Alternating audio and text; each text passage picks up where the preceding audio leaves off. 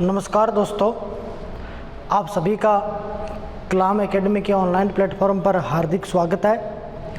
दोस्तों, मैं आपका होस्ट एंड दोस्त आपके सामने जनरल साइंस को लेकर के, जनरल साइंस की विषय वस्तु को लेकर के एक बार पुनः आपके सामने हाजिर हूँ। दोस्तों, जैसा कि आपको पता है, अपन लोग ध्वनि पढ़ रहे थे और ध्वनि का एक सेशन अपन ने कर लिया था। ध्वनि के कुछ एक अपन ने बातें करी थी, किस प्रकार से ध्वनि की उत्पत्ति हुई है, कैसे किस प्रकार ध्वनि का क्लासिफिकेशन किया जा सकता है, किस प्रकार से ध्वनि का अपन वर्गीकरण कर सकते हैं, अपने ध्वनि किस काम की आती है और ध्वनि का यूज अपन कहाँ कहाँ कर सकते हैं। उसी क्रम को अपन आगे जोड़ते हुए आज अपन बात करते हैं। आपको तो एक बात दोस्तों समझ में आ गई होगी कि ध्वनि जो है वो उसकी जड़ क्या है। अगर जड़ तक पहुंच जाए तो सारा मामला क्लियर है आपका। तो मोस्टली आपको एक बात तो क्लियर हो गई होगी कि वास्तव में देखा जाए तो जो ध्वनि है उसकी जड़ क्या है।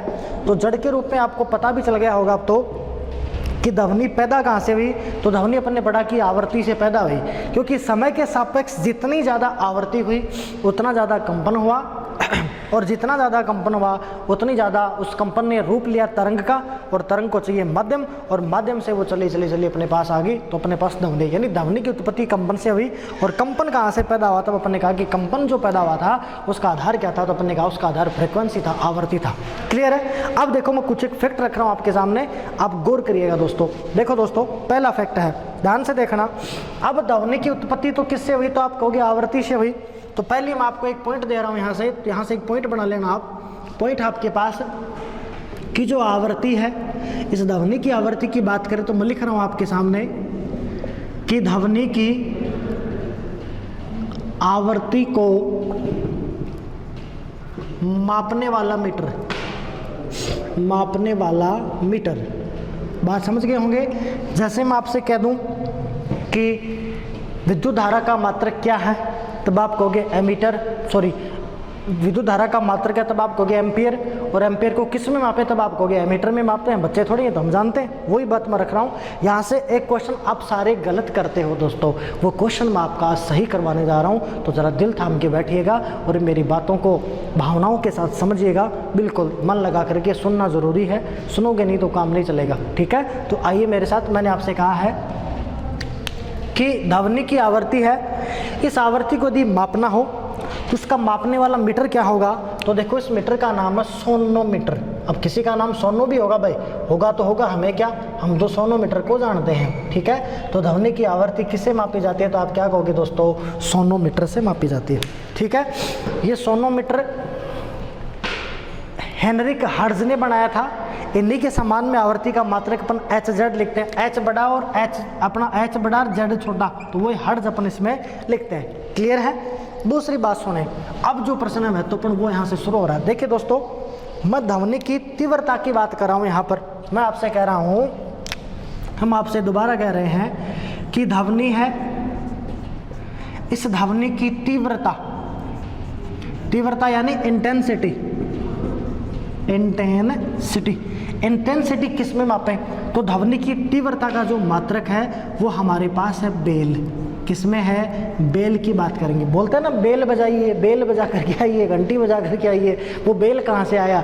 उस तीव्रता से ही तो आया आपके पास, तो वो बेल है। अब देखना, यहाँ से मैं एक बात कह रहा हूँ आपसे।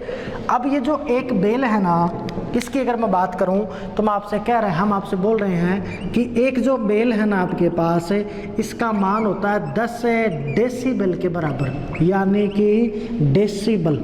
एक शब्द आ रहा है, नया शब्द ईजाद कर रहा हूं मैं, डेसिबल। और कनेक्शन क्या है आपके पास? कनेक्शनिज्म क्या है? यहाँ पर संबंध क्या बना है कि एक बेल बराबर क्या होता है? 10 डेसिबल। यहाँ से मैं एक मान निकालता हूँ और मैं लिख देता हूँ यहाँ से 1 dB। तो देखो 10 है, यहाँ पर भाग में जाएगा, तो मैं क्या कर सकता हूँ? 1/10 बेल। बात क्लियर है? 1 dB बराबर 1/10 बेल। देखो दोस्तों, ये जो dB है इसका संबंध प्रबलता से है। किससे संबंध होगा? प्रबलता से, जिसको आप बोलते हो लाउडनेस। क्या बोलेंगे? LOUDNESS। तो नाम क्या हो गया? लाउडनेस, यानी प्रबलता। तो इसका मतलब ये हुआ कि प्रबलता है, वो प्रबलता क्या है? 1/10 बेल। यही तो मतलब है। देखो, यही कारण दोस्तों अपन कहते भी हैं कि इस ध्वनि का प्रभाव कितना पड़ा कान पर। यह कान पर कितनी प्रभावी रही, तो वास्तव में अगर देखा जाए मित्रों तो 1 dB बराबर 1/10 बेल है। कहने का मतलब ये हुआ कि इस ध्वनि का हमारे कान पर प्रभाव कितना पड़ेगा, तो अपन क्या कहेंगे 1/10 सेकंड के लिए पड़ेगा। यानी कोई भी जो ध्वनि है वो कान पर कितनी देर के लिए प्रभावी रहेगी, तो अपन क्या कहेंगे 0.1 सेकंड के लिए प्रभावी रहेगी। दोस्तों मैं यहाँ पर आपको जो चीज़ें बता रहा हूँ वो सारी चीज़ें कंसेप्ट बेस हैं। अगर आपने कंसेप्ट पकड़ लिया तब आपको रटना नहीं पड़ेगा। अब देखो आप रटते हो तो आप कैसे फेल होते हो उसका मैं जिक्र करता हूँ। मैं आपसे कह दूँ कि ध्वनि की तीव्रता का मात्रक क्या होता है, आप रट्टा मार क्योंकि आपने तो ध्वनि के संबंध में डेसिबल पढ़ रखा है। मैं कहता हूँ कि डेसिबल है ही नहीं, मैं बोल रहा हूँ कि ध्वनि की तीव्रता है आपके पास, इस तीव्रता का मात्रक क्या होगा, तब आप क्या कहेंगे बेल होगा। ठीक बात। फिर इसी बेल को मैंने चेंज किया है और मैंने ये कहा है दोस्तों कि एक बेल बराबर होता है 10 डेसिबल और यहाँ से 1 डेसिबल बराबर होता है 1/10 बेल। यानी कान पर ध्वनि का प्रभाव कितना हुआ 1/10 सेकंड के लिए रहा। क्लियर है। अब मैं आपसे ये कह दूँ कि लंबाई का मात्रक क्या है, आप मुझे क्या कहोगे कि लंबाई का मात्रक तो क्या होता है मीटर होता है। क्लियर है। लंबाई का मात्रक क्या होता है मीटर होता है। फिर मैं आपसे कह दूं कि 1 मीटर में कितने सेंटीमीटर होते हैं, तब आप मेरे से यही कहेंगे कि 1 मीटर के अंदर तो कितने सेंटीमीटर, तो आप ये कहेंगे 100 सेंटीमीटर होते हैं। मैं कह दूं आपसे कि सेंटीमीटर किसका मात्रक, आप कहोगे सेंटीमीटर तो लंबाई का ही मात्रक है। बात क्लियर है। देखो सेम किस्सा मैं यहाँ जोड़ रहा हूँ आपके सामने कि ध्वनि की तीव्रता इंटेंसिटी बेल में है और ध्वनि का बेल बराबर 10 डेसिबल, वही 1 मीटर 100 सेंटीमीटर वाली कहानी है। यहाँ पर बस मामला होगा एक बेल बराबर 10 डेसिबल। इसका मतलब यही हुआ कि ध्वनि की प्रबलता का मात्रक डेसिबल तो होता है परंतु डेसिबल को मापा नहीं जा सकता। मापा किसको जाता है, बेल को ही मापा जाता है। देखो हम आपसे कुछ बात करें, ध्यान से देखना। एक शब्द तो मैं दे रहा हूँ आपको आवृत्ति, ठीक है भाई, जिसको अपन बोल रहे हैं इंटेंसिटी, ये हो गया इंटेंसिटी। दूसरा मैं आपको दे रहा हूं प्रबलता, जिसको अपन बोलेंगे लाउडनेस, LOUDNESS, नाम क्या हो गया लाउडनेस। एक तो मैंने आपके सामने रखा है आवृत्ति इंटेंसिटी और दूसरा मैंने आपके सामने रखा है प्रबलता, जिसको अपन बोल रहे हैं लाउडनेस। क्लियर है। देखो फर्क क्या होगा। आवृत्ति को अपन क्या कह सकते हैं, तो पहली बात तो ये होगी कि एकांक क्षेत्रफल के अंदर, पहली बात अपन ये रखेंगे कि 1 सेकंड में एकांक क्षेत्रफल में गुजरने वाली जो ध्वनि की ऊर्जा है वही क्या कहलाती है आवृत्ति। देखो क्या परिभाषा हो जाएगी कि अपन परिभाषा ऐसे लगाएंगे दोस्तों कि 1 सेकंड में एकांक क्षेत्रफल में गुजरने वाली ध्वनि की ऊर्जा, एक सेकंड की बात करेगा, 1 सेकंड में एकांक क्षेत्रफल में गुजरने वाली ध्वनि की ऊर्जा क्या है आवृत्ति। यानी मैं आपसे ये कह सकता हूँ कि जो आवृत्ति है ये तो ध्वनि की ऊर्जा को रिप्रेजेंट करता है, यानी ध्वनि की ऊर्जा ही क्या है आपके पास आवृत्ति। दूसरा पॉइंट आप इसमें ये बना सकते हो कि आवृत्ति को तो मापा जाता है, यानी आवृत्ति को मापा जा सकता है। क्या कर सकते हो, आवृत्ति को माप सकते हो और आपने मापा भी है, किस में मापा है बेल में मापा। दूसरी बात मैं कह दूं प्रबलता। देखो प्रबलता का मतलब ये है कि वो ध्वनि जो आपने सुनी है जिसकी तीव्रता है उसने आपके कान पर कितना प्रभाव डाला, वो आपके कान के लिए कितना प्रभावी रही, इसी प्रभावी को अपन क्या बोलते हैं प्रबलता। यानी मैं ये कह सकता हूँ कि प्रबलता को मापा नहीं जा सकता। देखो मैं एक शानदार सा एग्जांपल दे रहा हूँ दोस्तों, आप नहीं माप सकते प्रबलता को, बात सुन रहे हो। हाँ मैं ये कह सकता हूँ यहाँ से कि प्रबलता का मात्रक डेसिबल है। मेरी बातों पर गौर करना, आप मात्रक क्या है डेसिबल है। देखो बड़ी शानदार बात है आपके सामने। वो आपसे कहेगा कि ध्वनि की तीव्रता का मात्रक आप क्या कहोगे बेल है। वो आपसे कहेगा ध्वनि की प्रबलता का मात्रक क्या डेसिबल। वो कहेगा निम्न कथनों में से कौन सा कथन सकते हैं, पहला ध्वनि की आवृत्ति को मापा जा सकता है, दूसरा ध्वनि की आवृत्ति का मात्रक बेल होता है, तीसरा ध्वनि की प्रबलता का मात्रक डेसिबल होता है, चौथा ध्वनि की प्रबलता को मापा नहीं जा सकता है मापा जा सकता है। ऐसे करके वो कथन करवाएगा। तो आप क्या करोगे कि प्रबलता नहीं माप सकते। क्यों प्रबलता इसलिए नहीं माप सकते अपन क्योंकि प्रबलता तो अपने यहाँ निकाल के एक बेल बराबर 10 डेसिबल है। ये तो बेल का कनेक्शन, तो वास्तव में माप तो किसकी हुई है बेल की हुई है। कान के लिए इस ध्वनि का प्रभाव कितना पड़ा या अपने कान की सहन सीमा कितनी रही, कान की संवेदनशीलता कितनी रही, उसी संवेदनशीलता को अपन क्या कहते हैं प्रबलता कहते हैं। देखो एक मोस्ट बात बताऊँ आपको मैं दोस्तों, प्रबलता है कोई भी प्रबलता, चाहे वो कितने भी डेसिबल की ध्वनि हो, ध्यान से सुनना, कोई भी प्रबलता हो चाहे वो कितने भी डेसिबल की प्रबलता हो, दो अलग अलग आदमियों के अलग अलग हो सकती है। जैसे एक साउंड है और वो साउंड मान लीजिए आप 60 डेसिबल का है, दो आदमी हैं अलग अलग सुनते हैं, तो हो सकता है कि एक को वो डेसिबल पसंद आए, हो सकता है कि दूसरे को वो पसंद नहीं आए। इसलिए तो अपन कहते हैं कि प्रबलता की कोई माप नहीं, प्रबलता का कोई अपन पैमाना नहीं ले सकते, क्योंकि अलग आदमी के लिए अलग अलग मान है। जैसे आपने सुना होगा, इसका एग्जाम्पल भी दें तो आजकल एक गाना भी आ रखा है, हाय रे मेरी मोटो, ऐसे करके। जैसे ये मान लो ये गाना चल ही रहा, आप इमेजिन करें जैसे ये सॉन्ग चल रहा है तो ये घर में पिता है, ये घर में पुत्र है। अब जैसे ये सॉन्ग चल रहा है, लाउड स्पीकर में चल रहा है, डीजे में वो सॉन्ग चल रहा है, तो पिताजी तो ये बोल रहे हैं कि यार ये क्या गाना रहा है, कान खराब कर रहे हैं, कितनी देर किसको बजते हुए हाय रे मेरी मोटो, हाय रे मेरी मोटो, हाय रे मेरी मोटो करे ही जा रहा है, दिमाग खराब कर रखा है इसने।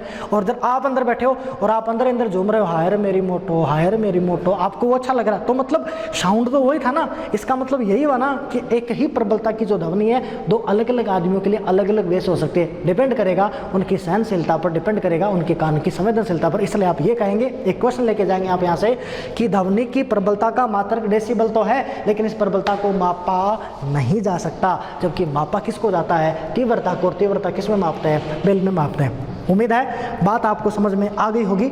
आगे की मैं बात रख रहा हूँ उसी क्रम में। देखो इसी आधार पर अपन कुछ एक फैक्ट पर बात करेंगे। देखिएगा दोस्तों, अब आप ये मत बोल देना मेरे को कि सिर्फ मात्रक डेसिबल है तो उसको मापा तो वही है। अरे भैया मापा नहीं है, मापा तो किसको है, बेल में मापा भाई। लंबाई का मात्रक तो मीटर है, लेकिन मीटर की छोटी इकाई करी अपन ने, तो उसको साथ जोड़ के लिखा अपन ने, तो इसके साथ जोड़ के लिखा अपन, थोड़ा सा ऐसे याद रख लेना इसको, तो डेसिबल को मापा नहीं जा सकता। फिर देखो अगली मैं आपसे बात रख रहा हूँ। देखो कुछ एक प्रयोग है और प्रयोगों के आधार पर अपने इस ध्वनि की कुछ एक बातें निकाली हैं। ये प्रयोग जो करोड़ों लोगों पर हुए हैं, प्रयोग अरबों लोगों पर किए गए हैं। फिर एक मान निर्धारित किया गया और ये कहा गया कि यार ये जो ध्वनि की प्रबलता है ये फला फला आदमी के लिए फिक्स हो रही है। तो उस आधार पर मैं कुछ एक बातें आपके सामने रखने जा रहा हूँ। देखेंगे, देखिए दोस्तों, अगर विस्पर हो, कहने का मतलब फुसफुसाहट की बात करें, फुसफुसाहट इसको बोलते हैं विस्पर। विस्पर की बात करें तब जो ध्वनि खर्च होती है आपकी वो 10 से लेकर के 20 डेसिबल का साउंड इसमें खर्च होता है। नहीं, जब दो आदमी आराम से बात करें, फुसफुसाहट करें, आराम से बात करें। इवन मैं ऑफलाइन क्लास में इसका एग्जांपल भी देता हूँ कि फुसफुसाहट, विस्पर वो शब्द है जो, अब आप समझ भी गए होंगे, विस्पर वो शब्द है जो अक्सर रात को 10 बजे 11 बजे के बाद ही शुरू होता है और दुनिया के दो अजीब प्राणियों के बीच ये शुरू होता है जिसको दुनियादारी से कोई लेना देना नहीं होता। तो आप समय बर्बाद मत कीजिए, आप पढ़िए ना, इन बातों को छोड़िए आप। तो आइए देखें, बात करते हैं। फुसफुसाहट है तो ये प्रयोगों के आधार पर बात की गई, भाई अलग अलग लोगों को लिया गया, अलग अलग बात की गई, तब एक सामने है कि भाई हाँ इतना इतना जो साउंड है वो किसके बराबर होता है, फुसफुसाहट में होता है। फिर देखो अगर नॉर्मली टेम्परेचर बात, अगर नॉर्मली बात करी जाए, यानी मैं आपसे कह दूँ सामान्य वार्तालाप हो, सामान्य क्या किया जा रहा है, वार्तालाप, जैसे हम और आप बात कर रहे हैं, इसमें जो ध्वनि खर्च होती है वो लगभग 30 से लेकर के 50 डेसिबल का जो साउंड है वो आपका खर्च होता है। क्लियर है। फिर देखो कहा जाता है शोर प्रदूषण, शोर प्रदूषण, और प्रयोगों के आधार पर ये बात ज्ञात हुई है कि शोर प्रदूषण जब होगा जब साउंड आपके पास क्या हो, 65 dB से ज़्यादा हो जाए। यदि 65 डेसिबल से ज़्यादा आपका साउंड हो रहा है तो वो क्या होगा, शोर प्रदूषण की कैटेगरी में आएगा। आप ईयरफोन लगा करके दोस्तों जब गाना सुन रहे हैं तो आप जैसे उसकी वॉल्यूम बढ़ाएंगे ना तो एक लिमिट आएगी, रेड लाइन आपकी यहाँ आती होगी। जैसे वो रेड लाइन आपकी आएगी उसके बाद में बोलेगा कि ये इंजीरियस टू ईयर है, आप मत सुनो ऐसा, तो वो फिर आपके लिए घातक होती है। क्योंकि शोर पर बात अपन करेंगे कि शोर क्या है, इससे आप चिड़चिड़े हो सकते हो, इससे आप अपना सारा मानसिक संतुलन भी खो सकते हो। तो देखिए वो बाद में बात करेंगे। तो शोर प्रदूषण का कैसा कहा जाएगा, तो आप क्या कहेंगे दोस्तों, 65 से ज़्यादा का क्या कहलाएगा, शोर प्रदूषण। फिर देखो यहीं पर सवाल और आया कि कान की अधिकतम सहन सीमा, वैसे अलग अलग आदमी की अलग अलग है भाई, तो कान की अधिकतम सहन सीमा, किसी को हाय रे मेरी मोटो सॉन्ग अच्छा लग रहा है, किसी को बुरा लग रहा है, तो वही है कान की अधिकतम सहन सीमा की यदि मैं बात करूं तब वो मान अपने पास रखा गया है, प्रयोगों के आधार पर मान है, और मान कितना है 80 डेसिबल। 80 डेसिबल, ये बहुत बार सवाल आ चुका है कि कान की अधिकतम सहन सीमा कितने है, 80 डेसिबल। WHO आपका ये कहता है कि जो कर्ण प्रिय ध्वनि होगी, यानी जो कानों को प्रिय जो ध्वनि लगे, वो ध्वनि आपके पास है 45 डेसिबल की, यानी 45 डेसिबल का अगर म्यूजिक आप सुन रहे हो तो वो हर एक को अच्छा लगने वाला है, हर एक को अच्छा लगेगा। इसी प्रयोग के आधार पर अपने कह दिया है कि जो कर्ण प्रिय ध्वनि वो कितनी होगी, तो आप कहेंगे 45 डेसिबल। अच्छा, एक मानक स्तर ये भी आया दोस्तों, जैसे शहर का मानक स्तर लिया गया है, शहर का मानक स्तर है, और दूसरा औद्योगिक क्षेत्र का मानक स्तर लिया गया है, औद्योगिक स्तर का मानक क्षेत्र है। अगर शहर की बात करें आप, तो दिन के अंदर अगर बात करें आप और रात की बात करें तो देखें, अगर यहाँ पर दिन में बात करेंगे तो शहर का मानक स्तर है, दिन में वहाँ पर जो ध्वनि अक्सर देखी गई है वो 55 डेसिबल की जो ध्वनि है वो खर्च होती है। इसी प्रकार रात के समय यहाँ बात करें तो 45 डेसिबल की जो ध्वनि है वो खर्च होती है। इसी प्रकार औद्योगिक क्षेत्र के अंदर अगर बात करेंगे आप, तो यहाँ दिन के समय की बात करें तब आपके पास जो है वो 75 डेसिबल का साउंड है, और रात के समय की बात करें तब आपके पास जो है वो 65 डेसिबल का साउंड निर्धारित किया गया है एक आंकड़ों के आधार पर। ये जो डेटा है, आंकड़ा है, वो पूछा गया दोस्तों, इसलिए मैंने आपके सामने जो डेटा है वो दिया। देखेंगे, दोबारा देखिएगा, मैंने आपसे कहा कि फुसफुसाहट विस्पर में जो ध्वनि है वो प्रयोगों के आधार पर ज्ञात करके अपने मान प्राप्त किया है कि फुसफुसाहट में ध्वनि 10 से 20 डेसिबल का खर्च होगा। सामान्य वार्तालाप में बात करें तो 30 से 50 डेसिबल का खर्च होगा। शोर प्रदूषण 65 से ज़्यादा का हो जाए तो उसे अपन क्या कहेंगे, शोर प्रदूषण। कान की अधिकतम सहन सीमा कितनी होगी, 80 डेसिबल। कर्णप्रिय ध्वनि कितनी है, जो कानों को अच्छी लगे तो कितना हो जाएगा, 45। अब से आप कितने आंकड़े याद रखो, वो ट्रेन का 110 से ज़्यादा होता है ना, वो हॉर्न उससे ज़्यादा होता है, लाउड स्पीकर का कितना होता है वो आपसे नहीं पूछने वाला। फिर अपन ने बात करी शहर का मानक स्तर, ये हाल ही में पूछा गया कि शहर का मानक स्तर दिन में तो कितना लिया 55, और रात में कितना ले रहे अपन 45 डेसिबल का।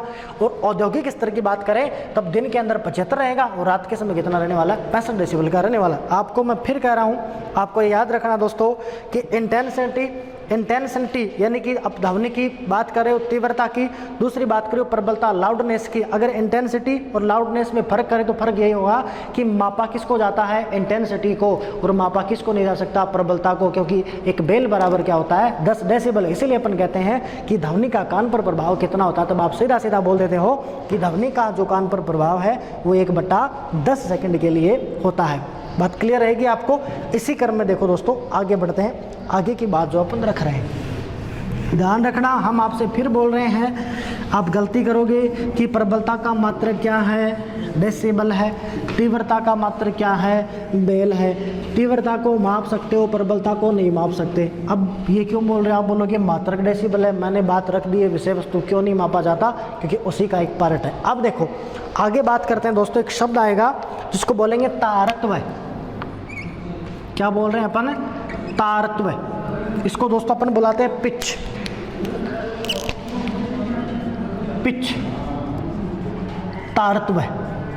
देखिए समझिएगा, यहाँ से भी छोटा सा एक कंसेप्ट है वो आपके समझ में आएगा, छोटी सी बात है वो आपके पकड़ में आएगी। देखो है क्या, आप तो इतना याद रखें कि जो पिच है ना, इसका मतलब होता है तीखापन, इसका मतलब है तीक्ष्णपन, इसका मतलब है कर्कश स्वर। कैसा है, कर्कश स्वर है। ठीक, देखो सुनना ध्यान से, क्या बात कुछ है। देखो आपने पढ़ा है कि यदि आवृत्ति है तो ही क्या है, आवृत्ति है तो ही क्या है, कंपन है। अगर कंपन है तो ही क्या है, ध्वनि है। बात क्लियर है, कंपन है तो ये आपके पास क्या है, ध्वनि है। यही अपन ने बात करी, आवृत्ति है, आवृत्ति से पैदा कंपन है, कंपन से पैदा ध्वनि है। ठीक, और इस ध्वनि की मैं बात करूं तो तीव्रता भी है इसमें। ध्वनि है तो ध्वनि के अंदर क्या रखेंगे अपन, तीव्रता, और तीव्रता का जो संबंध अपन करने वाले हैं वो करेंगे किससे, प्रबलता से। तीव्रता का संबंध अपन किससे करेंगे दोस्तों, प्रबलता से करेंगे। देखना ध्यान से, कुछ एक फैक्ट मैं आपके सामने रख रहा हूँ। तीव्रता अपन यहाँ से एक बार हटा देते हैं, यहाँ की बात करते हैं, यहीं से अपना कंसेप्ट वो क्लियर हो जाएगा। देखो मैंने क्या कहा, मैंने आपसे ये कहा कि यदि कोई ध्वनि है, उस ध्वनि की आवृत्ति ज़्यादा, मान बढ़ा रहा हूँ मैं, आवृत्ति ज़्यादा, कंपन ज़्यादा, ध्वनि ज़्यादा। अगर कंपन ज़्यादा है, आवृत्ति ज़्यादा, तो ध्वनि ऑलमोस्ट ज़्यादा, इसको तो आप भूल जाओ। आवृत्ति ज़्यादा है, कंपन ज़्यादा है, तो प्रबलता क्या है, कम। देखो एंटी प्रोपोर्शनल है, 1/में आया है, और जो राशि 1/में आ जाए वो उल्टा होता है, हम तो डूबेंगे ही और तेरे को भी ले डूबेंगे। अगर ये बढ़ेगा तो ये घटेगा, और ये बढ़ेगा तो ये घटेगा। फर्क समझना मैं क्या कहना चाह रहा हूँ, दोबारा से देखना। मैं आपसे कह रहा हूँ कि यदि ध्वनि है, उस ध्वनि की आवृत्ति बढ़ा दी जाए, तो जैसे आवृत्ति बढ़ेगी कंपन बढ़ेगा, ध्वनि बढ़ी है, और जैसे ही कंपन बढ़ा, जैसे ही आवृत्ति बढ़ी, वैसे ही उस ध्वनि का तारत्व भी बढ़ा। क्या बढ़ गया? तारत्व बढ़ गया। लेकिन जितना ज़्यादा तारत्व हुआ वो ध्वनि क्या हुई? उतनी कम प्रबल हुई। कहने का मतलब, प्रबलता का मतलब क्या हुआ? उस ध्वनि ने कितनी दूरी तय की, तो प्रबलता कम है, इसका मतलब वो कम दूरी तय करेगी। देखो इसका एग्जाम्पल पूछा जाता है दोस्तों। इसका पहला एग्जाम्पल यही है कि मच्छर की भिन भिनाहट, मच्छर की, मैं लिख देता हूँ आपके लिए, मच्छर की भिन्न भिनाहट, मच्छर की भिन्न भिनाहट अधिक तारत्व है। पहली बात, अधिक तारत्व है। ये क्लियर हो जाएगा आपका, एक बार देखें आप। दूसरा एग्जाम्पल मैं आपके सामने दे रहा हूँ, लिख रहे हैं हम आपके लिए यहाँ पर, महिलाओं की आवाज़, लिख रहे हैं महिलाओं की आवाज़ का तारत्व अधिक है। इन दोनों बातों का क्या मतलब हुआ? देखिए आप दोबारा से इन दोनों बातों को पढ़िएगा, मैंने क्या बातें लिखी हैं, गौर करिएगा इन पर।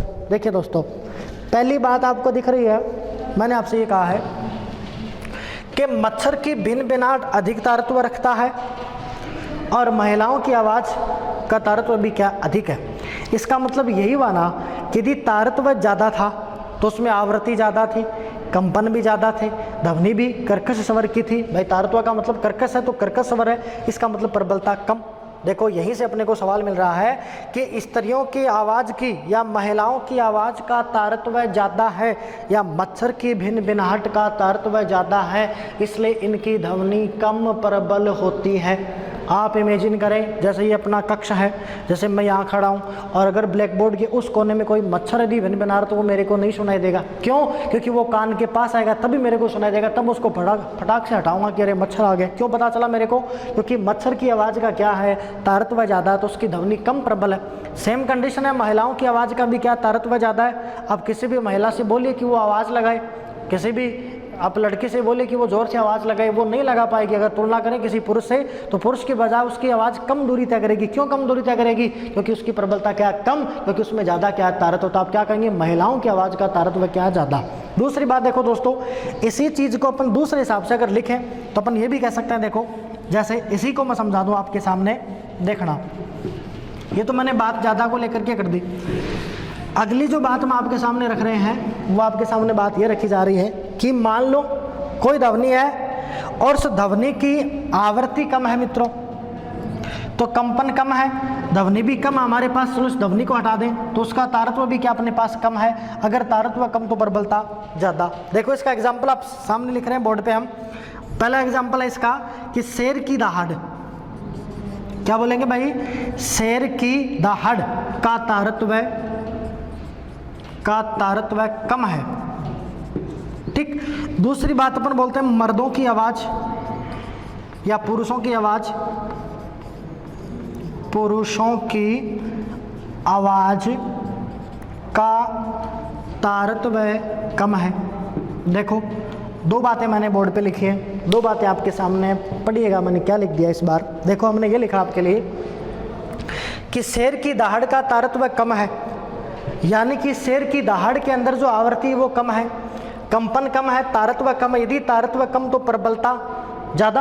प्रबलता का मतलब लाउडनेस, उसमें गूंज ज़्यादा दूर तक जाएगी। और यही है, वो पूछेगा आपसे कि शेर की दहाड़ दूर तक जाती है, क्यों जाती है? क्योंकि वो प्रबलता ज़्यादा है। क्यों? क्योंकि उसका तारत्व कम है। सेम कंडीशन पुरुषों की आवाज़ है तो पुरुषों की आवाज़ का क्या कम है? तारत्व कम है। यदि इसके अंदर तारत्व, यदि इसके पिच कम है, अगर इस आवाज़ के पिच कम है तो प्रबलता क्या होगी? ज़्यादा। इसलिए मर्दों की आवाज़ वो क्या होती है? दूर तक जाती है। तो अपन दो बातें सीख रहे हैं कि स्त्रियों की आवाज़ पुरुषों की आवाज़ की बजाय पतली होती है। क्यों? क्योंकि उसमें तारत्व ज़्यादा, तारत्व ज़्यादा तो प्रबलता कम। दूसरी बात, पुरुषों की आवाज़ महिलाओं की आवाज़ की भारी होती है, या पुरुषों की जो आवाज़ है वो ज़्यादा दूरी तय करती है। क्यों? क्योंकि पुरुषों की आवाज़ में महिलाओं की तुलना में तारत्व कम है। यदि तारत्व कम हुआ तो प्रबलता क्या होगी? ज़्यादा होगी। उम्मीद है ये बात आपके समझ में आ गई होगी। आगे देखो दोस्तों, यहीं से अपन और बात करें। देखो आपने लाउड स्पीकर का नाम सुना होगा, उसका भी मैं आपके सामने इफेक्ट रख देता हूँ। देखो जो लाउड स्पीकर होता है वो हम उसमें जो मशीन रखी जाती है, क्योंकि उसमें मशीन का ही कमाल है भाई, मशीन ही आपको वॉल्यूम बढ़ा के देती है। आपको ध्यान रखना है कि जो लाउड स्पीकर है वो ध्वनि का आयाम बढ़ाता है।